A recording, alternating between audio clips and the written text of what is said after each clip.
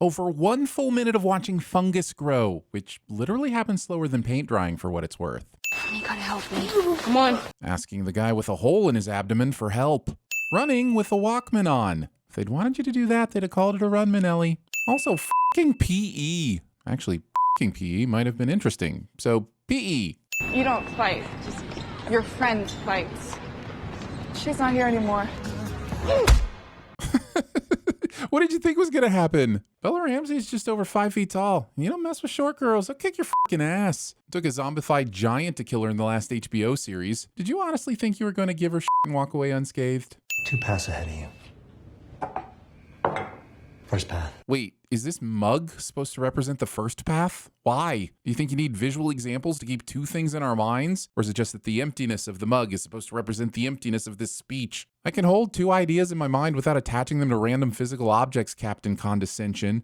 There's a leader in you. Wait, I was always told there were 2 wolves inside of me. Now it's a leader? Is the leader one of the wolves? Or is the leader in there a separate entity? F this. Metaphors are hard. The least you could have done was explain it with a mug or something. Is that it?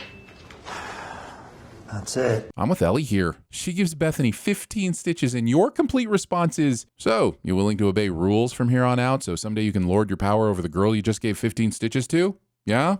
Cool. Carry on then. Not giving Savage Starlight your full interest and attention. You could have been the Feige of the Savage Starlight cinematic universe, Ellie, and you threw it all away.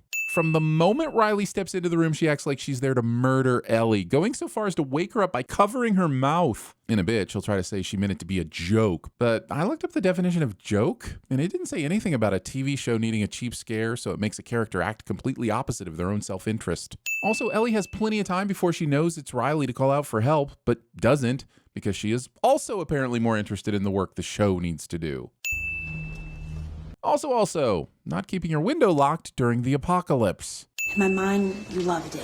Well, then you obviously don't know your best friend very well. You know what kind of joke she likes? Puns. Next time, wake her up softly and tell her one of those. At least then you won't get stabbed. Actually, scratch that. The last pun I told got me stabbed 3 times. Maybe just skip jokes to be safe. Sort of crazy, and you're gonna say no, but then you have to say yes. Looks like Riley went to the Weinstein School of Understanding Consent. It's 2 a.m. The fear is gone, I'm sitting here waiting. The gun's still warm, maybe my connections. Tired of taking chances. You trust me, right? I don't know, mysterious friend who disappears for weeks at a time and breaks into my room to startle me in my sleep. Do I trust you? I don't know. Should I trust you? Putting your trust in someone to answer the question as to whether or not you should trust them. It's like the TV show cliche version of that thing where the one guard always tells the truth and the other one lies, and then you have to ask the right question of one of them to know if the other one's the one that's the liar or the truth guy. I also think there's like a melting ice block and a horse named Sunday, but I could be wrong. Are they teaching you this at Firefly University? Show taunts me with a Firefly spinoff where Kaylee and Inara do adjunct teaching to a bunch of Goram college students that will never exist. Firefly lights are better. Congrats. 1 point for the anarchists. We prefer freedom fighters. Somehow this episode manages to do a ton of heavy lifting on both the emotional backstory of Ellie, by crafting a relationship we care about, and making a point about polarization and perspective. And they didn't even charge us an extra $15 just to watch the episode. Jump scares. Well, technically the opposite of jumping, so drop scares. Is that the first dead body you ever saw? Asking this question to anyone decades into a fast-moving fungus monster outbreak. Chick like our age? No, like 40 or 50. Whatever. Anyways, old. Whippersnappers. I mean, kids. Movies and shows always make it seem like the roofs are the most stealthy and easiest way to traverse big cities, but roofs are all different and often spread out. They're deadly death traps of death. And unless you're an obese elderly man with a strange penchant for reindeer, you should probably avoid them at all costs. It's okay you don't know everything. Agree to disagree. No! Agree to disagree is not a weapon to yield as a way to end an argument that hasn't even begun. Agree to disagree is an offering you make after listening to each other first and trying to come to an understanding. Once it becomes clear no progress is being made, it's a way to part ways as fellow humans instead of continuing to try to change each other's minds. Stop using agree to disagree as a way to tell me to shut up. I mean, telling someone to shut up. The mall? You out of your fucking mind? The exact thing I said to my friends every single Friday night of my high school life somehow makes it into the episode. The amount of electricity needed to light up and run this entire mall would absolutely raise some red flags somewhere in Fedra. I think we're supposed to admire Ellie and Riley's street smarts, but doing stuff like this is more like some street dumbs. No one can see but us. That long arch of skylights begs to differ, unless of course this particular mall chose tinted glass for all its windows. Did it? Probably not. Tonight I'm gonna show you the 4 wonders of the mall.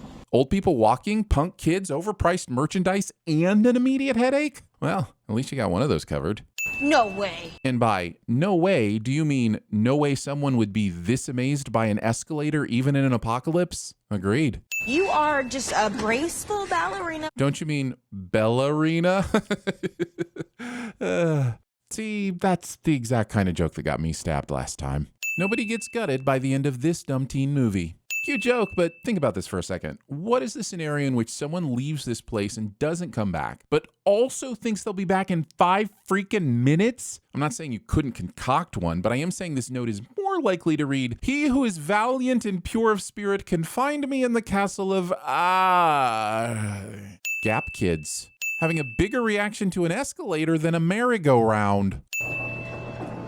Drunk driving. And you might be thinking, hold on, they're riding horses, not a car. But you can still be arrested for driving a horse drunk. Don't ask me how I know. Standing guard while people shovel Could be worse. You could be the one shoveling. Why didn't you tell me any of this? I don't know. That's a strange way to pronounce because the scriptwriters thought it worked better to say it here so the audience could really feel the depth of the pain of it in the moment. Please insert $5. Oh, you. Well, look at that. I came prepared. Charging $5 for a photo booth. That's outrageous. Should be $3 tops. Have you done this before? No, idiot. I was waiting to do it with you. Considering all the ways this thing could fail, not testing it out first might make you the idiot in this situation, Riley. Photo developing fluid lasts 18 months in the best of conditions. That one's not bad. Sure, but you also did the scary pose last, so why is it third on the printout? Yeah, I'm the same asshole that spent an hour yesterday breaking this open. Because somehow nobody else thought to do this when started going down and the population was looting everything they could. Smash the buttons. Competitive Smash Brothers players. Also playing Mortal Kombat 2 this much when Galaga is right f***ing there. Round 1. Fight! Choosing Raiden a second time instead of picking someone cool like Jax. Well, Lena's gonna kick your ass again. Is it a dinosaur? Possibly. I mean, I'll be your best friend again if it's a dinosaur. Basing your friendships on a person's ability and willingness to pull a Jurassic Park for you. What did the frustrated cannibal do? Eat themself out? I may have the wrong pun book. This whole fight could have been avoided if Riley hadn't given Ellie her birthday gift where the f***ing bombs are. Why do it here? Do that shit on a table in the food court or any other of the hundreds of rooms inside the mall. You didn't find this mall, did you? They posted you here. Ugh, the show. The constant gut punches. Well, at least I know this is the last one for this episode. Tonight's my last night in Boston. This show decided to go full Riley-O and Elliot, and somehow I'm buying it. Stupid emotions. Where's the freaking hot chocolate lady when I need her? Riley! These screams will end up being a Halloween decoration because the episode hadn't met its fake-out tension quota yet. You don't know what it was like to have a family, to belong. I mean, I didn't ever. Thank you. And this music sucks. Saying the music sucks and then proceeding to play I Got You Babe by Sonny and Cher as if it's not an absolute bop.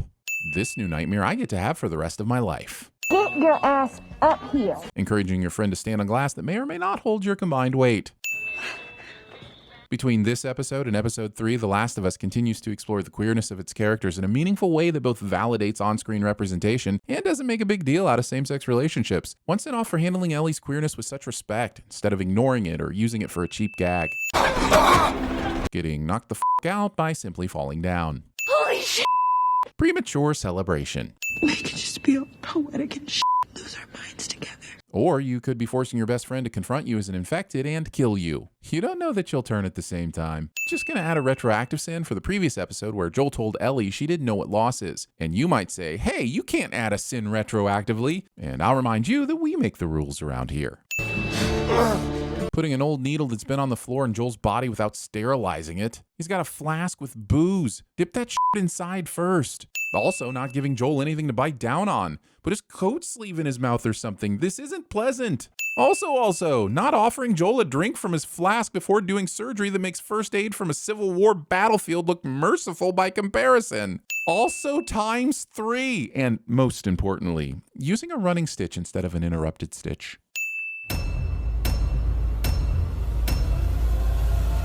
Why would somebody have a box of clowns? Let me help you out. 2 paths ahead of you. Meryl Streep or Madonna? Ah! Dead body! Parkour! Parkour! Parkour! Close your eyes. What for? Close.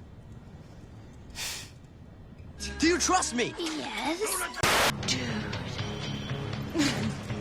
Dude. Yeah. Dude.